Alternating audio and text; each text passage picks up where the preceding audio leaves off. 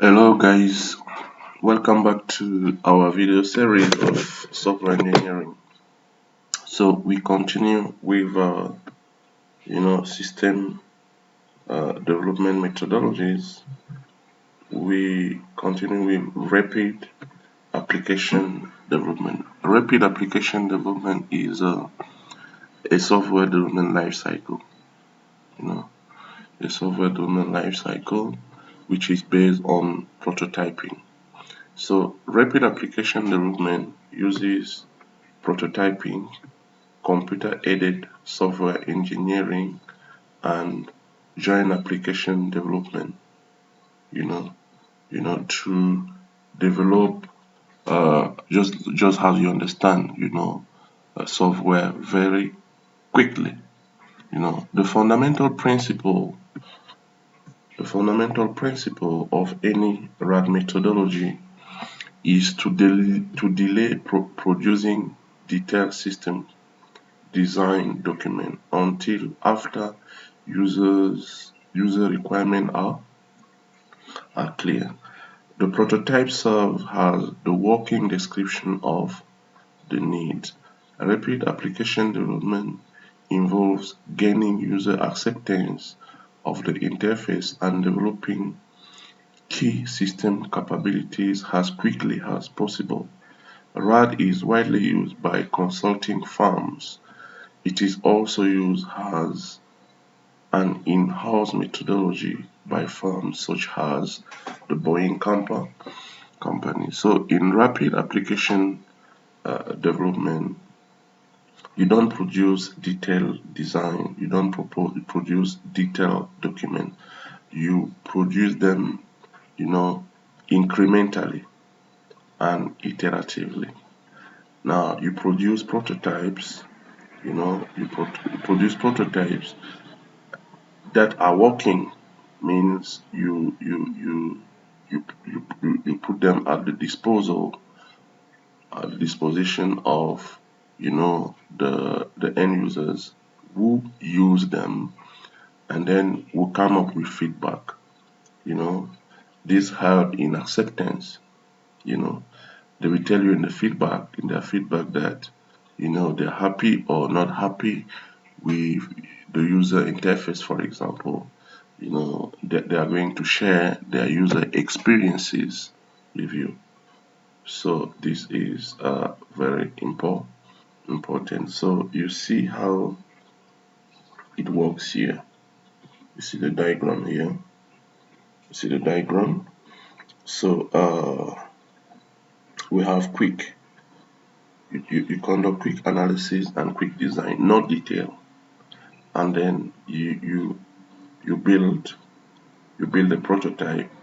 So this is a prototype cycle. So you keep doing this iteratively and incrementally. So you keep doing this iteratively and incrementally. So you keep doing these cycles. So here is the iteration cycle. So you build, you demonstrate, you refine, build, demonstrate, refine. You do the testing, and then you implement. Implement here means you deploy and commission. You deploy, it in the when you are developing a system, you develop in a testing environment. You don't develop in a live environment. So when you are done, with the testing environment, then you migrate the system, the platform, to the live environment where it is going to be commissioned and used by the end users. See, so it is how rapid application development works. Now we have object-oriented analysis and design methodology. Let's read. Object-oriented analysis and design is an approach that is intended to facilitate the development of systems that must change rapidly in response to dynamic business environment. Object-oriented techniques are taught to work in situations in which complicated information systems are undergoing continuous maintenance, adaptation, and redesign. Object-oriented analysis and design has three characteristics. They are use case driven, they are architecture centric, and they are iterative and incremental. So let's try to understand, what all this means. So their use case driven means that use cases are the primary modeling tools defining the behavior of the system. The use case describes how the user interacts with the system to perform some activities, such as placing an order, making a reservation, or searching for information. What is a use case? A use case is, a functionality of of a system. Like as we are saying here, example placing an order, making a reservation, searching for information, printing an invoice, for example, printing a bill. These are just example booking for a ticket.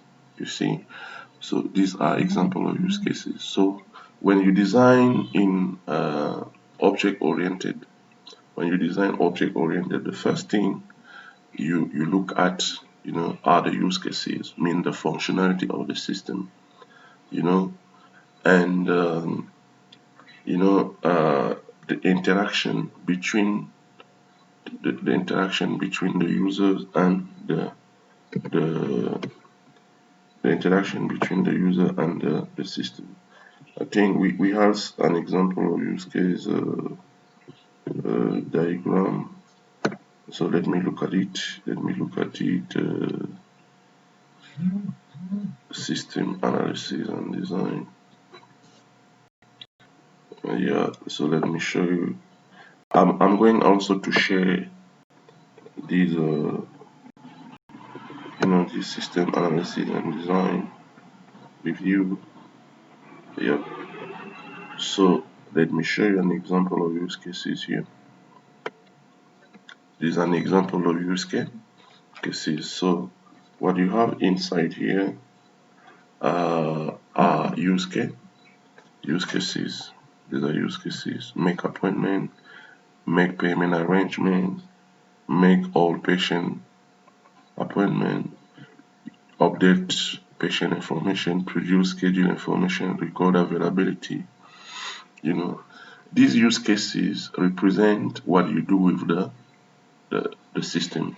For example, if you are in a hotel and you have activities like dressing the bed or carrying luggages, these are not use cases, because they are not use cases because you don't use the system to perform them. So the use case is an activity, a task performed using the system, and these tasks are performed by who? By these actors. And you see that these actors are outside. These actors are outside they are not within. You see the system boundary? This is a system boundary, this is a system limit. Now if you are not part of the system, you belong to the environment, so you belong to outside the system. Now the use case diagram depicts the interaction, you see, between the users, the actors who belong to the environment and the system. So let's go back to so when we are saying, what we are saying is that when you design, using object-oriented analysis and design methodology, the first thing you think about are the use cases, the functionalities of the system, and the interaction between you know, the between the use cases and the environment. Now, the second characteristic is architecture centric. What do we mean?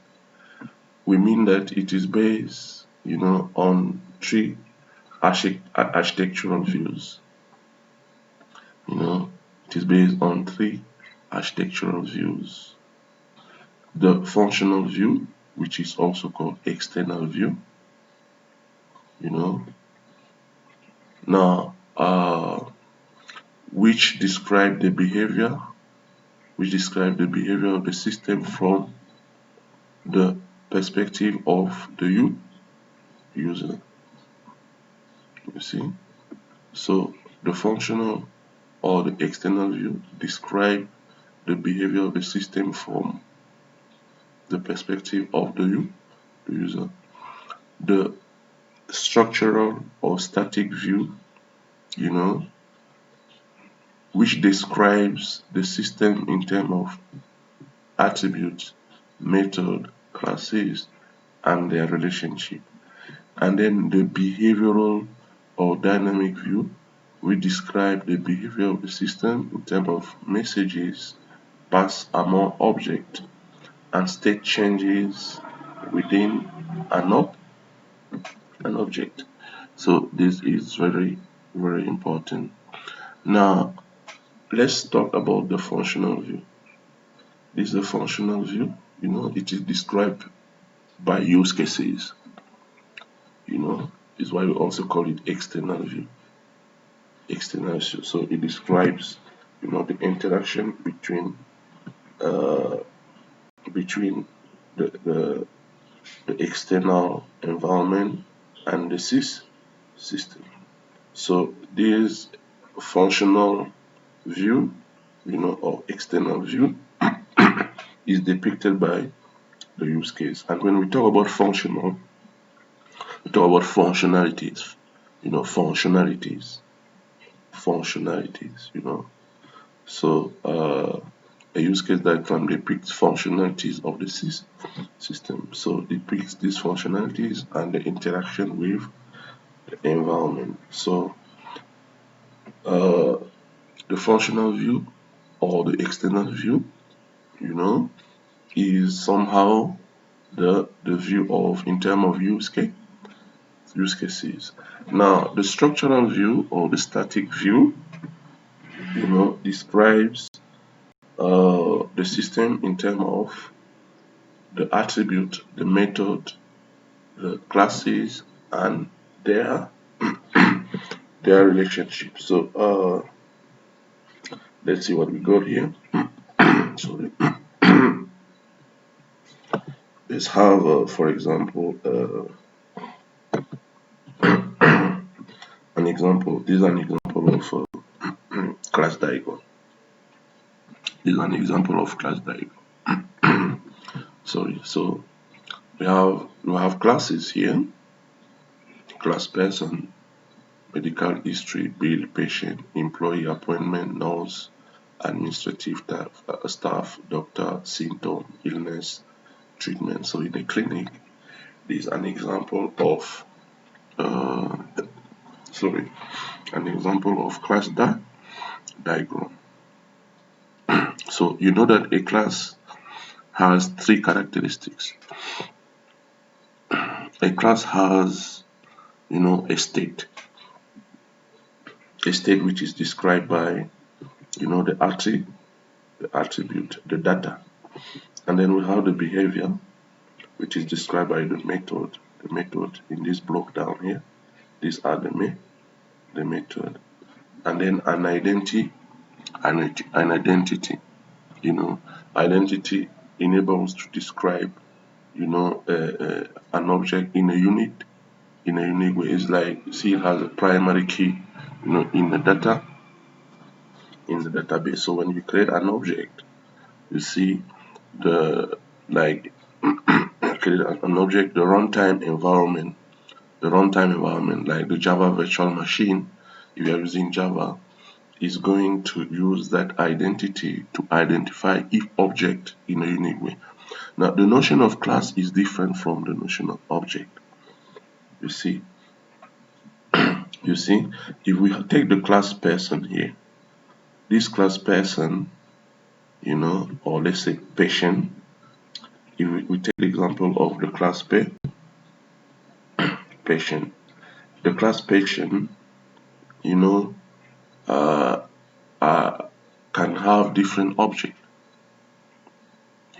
The class patient is the blueprint of different object. So I again can be a patient. You can be a patient. Your friend, the member of your family can be a patient. So we can be object of the class patient. You see. So like we have the class diagram, but let's see an object diagram. You see, here is an object diagram. Here is the difference between a class diagram and an object diagram. You see the difference?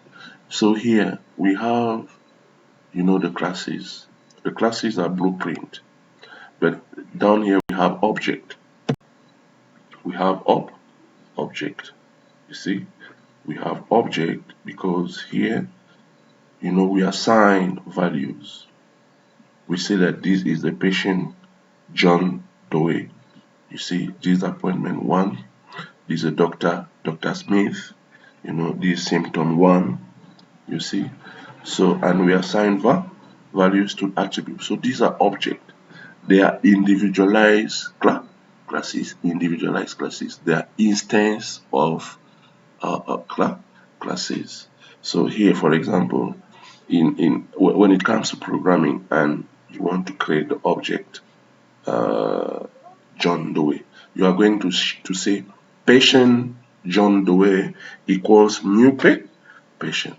Patient John Doe equals new patient. So you create the object John Doe. It's the same here. If you want to create the Dr. Smith, so you are going to say Dr. Smith equals new doctor. So Dr. Smith is an object of the class doctor, and you can assign values to these attribute corresponding the values of the Dr. Smith. So this is the difference between class and object. Now when we talk about static view, when we talk about the static view, then or the structural view, so we're talking in terms of, we're talking in terms of the object or even the classes with their interaction, their relationship. So these are relationship. A patient can schedule an appointment. An appointment has is scheduled with a doctor. So these are classes and their relationship. So when you see the system in terms of classes and their relationship, or in terms of object and their relationship, so then we are talking about the structural or the static view. Now the last view is the behavioral view. The behavioral view is the dynamic view. We say that the dynamic view sees the system in terms of messages and the change of state. The change of state between the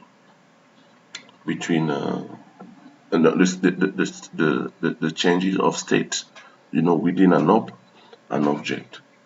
Now let's see messages. When we talk about messages between object,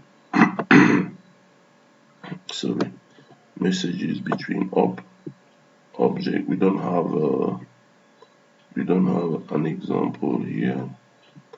So let us Google. I'll show you guys, what we mean by that. So let's Google and let me show you For example, sequence diagram. Let me show you a sequence diagram. Sequence, sequence, di sequence diagram. You are going to say that in a sequence diagram, you have interaction.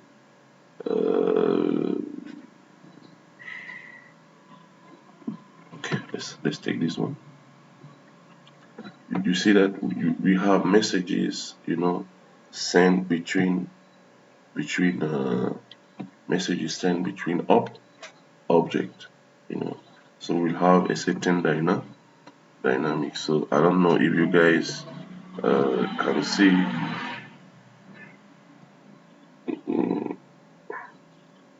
Let's try this. Yeah, so here we have different objects. We have the user, we have the user interface, we have the main controller, we have the root list, we have the root. So you see,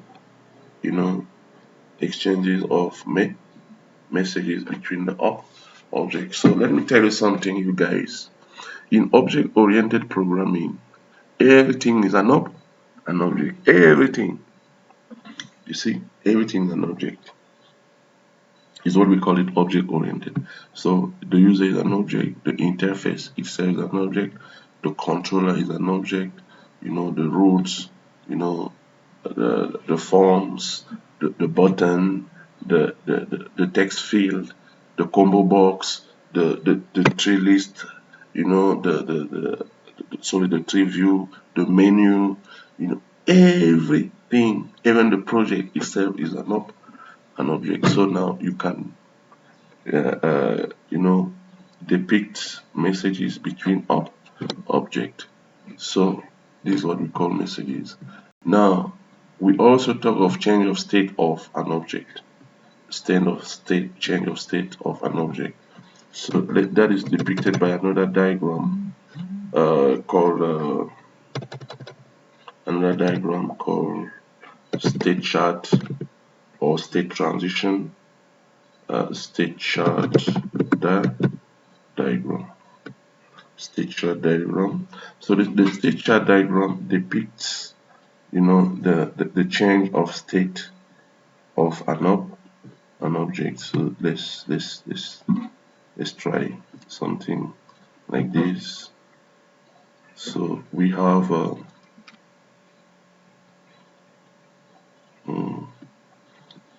yeah. So we have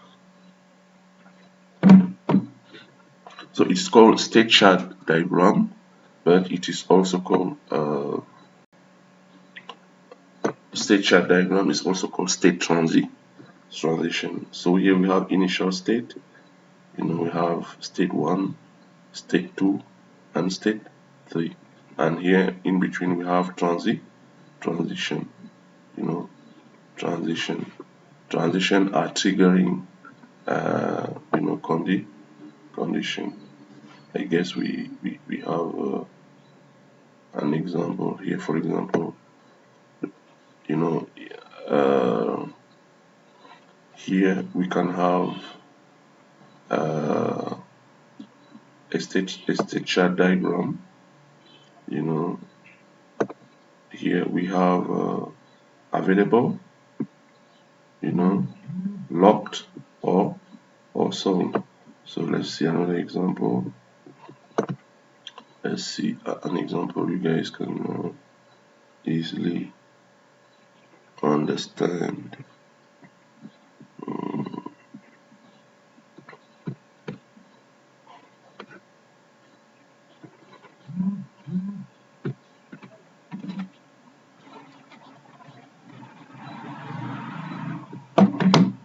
Yeah,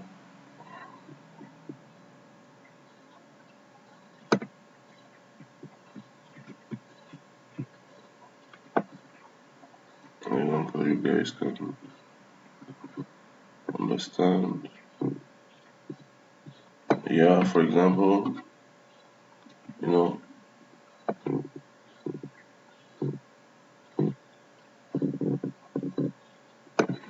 we have created, object is created, you know, if the order is cancelled, you see, it moves to cancel. If the a shipping is requested, it is shipping. It is delivered, arrival is confirmed. So we close, delivery, and then you see this is the final state. So these are example. Now let's go back and take an example here. If we take the object, for example, patient, you take the class patient, but we talk in terms of object. If we take the object patient, for example, we can have different state. A patient can be a patient can be you know he can request for appointment and get the appointment. So when he gets the appointment, he is consulted. After being consulted, you know they can send him, in the laboratory, for example, and then he will be examined there in the laboratory. Now, and then if the doctor judges that is important to keep him at the hospital, he's going to be hospitalized. So these are different states. So we move from consulted to examined to hospitalized. Now after hospitalization, if he's doing well, he can be released. So these are four step example of four step of patient. Like you, actually, you're a student, you see. So you were admitted, one state, you were registered, another state, you graduated, another state, and you become an alumni. You become an alumni. So these are example of states state changes in the case of the object student. So now you know these these changes then, from one state another to another, triggered by transition, is what, plus the messages sent between object, we have depicted using the sequence diagram. This describes the behavioral or dynamic view of the system. And then the last thing is iterative and incremental. Modern object-oriented system analysis and design approaches emphasize iterative and incremental development that undergoes continuous testing and refinement throughout the life cycle of the project. So what we are saying is that in the current modern development, you develop incrementally, means you keep adding functionality. So it's not big bang. Big bang means all development was big bang. Like you develop everything once, whoa, finish, and you think you're done. No. Actually, modern development advocates for progressive development. So incremental development means if you have 100 features to 100 use cases to develop, 100 features, 100 functionalities, you can start with 10, and then later you add 5, you add 7, you add 8, you add 10 again, and so on, until you finish to develop all the 100 features. And at the end of each cycle, you have a prototype. What do we call cycle here? A cycle here is an iteration. A cycle is an iteration. So let's go to this one. Last time in the spiral model, I told you that this is the ancestor of modern development. A cycle like this: requirement, specification, high level design, development, release. This is a cycle. This is an iteration. This is an iteration. One cycle like this. So you can pick 10 features. You do one cycle. You have a prototype. You increment. You add features. Like 5. You release another prototype. You add 8. means you increment and then you make another iteration. It's one cycle like this is an iteration. You get that? So at the end of each iteration, you have a prototype. So is why we say it is iterative. So that's it. And we have this we have this cycle. We have this cycle, you know, this development cycle. Now this cycle borrows diagrams from UML, Unified Modeling Language. Unified Modeling Language. Unified Modeling Language is the standards when it comes to object-oriented analysis and design. You see, so these are UML diagrams. So this is a software development lifecycle, object-oriented software development lifecycle. Propose, you know, using UML diagram, UML, which is the standard. So you start with beginning here. You start your analysis and design. You start with use cases diagrams, and then you develop use case scenarios. Use case scenarios are kind of forms, you know. Use case scenarios are forms which describe each use case. So we are going to do analysis and design, you know, short analysis and design, and then we have activity diagram.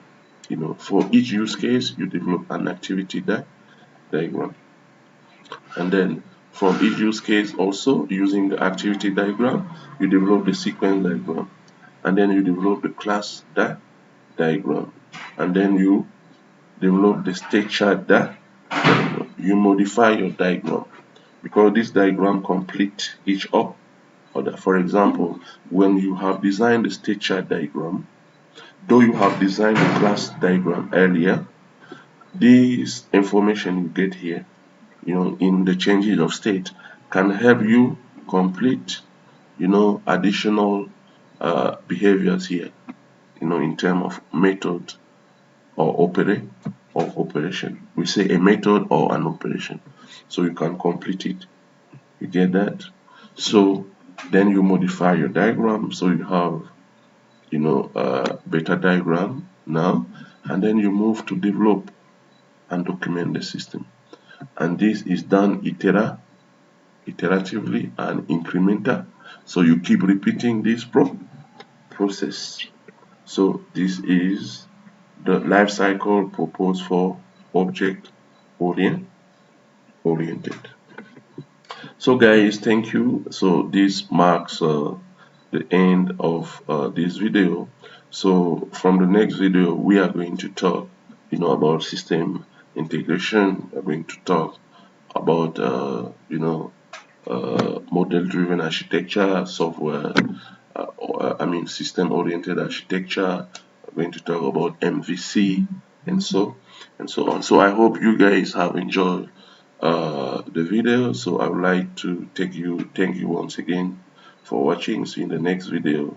Bye bye.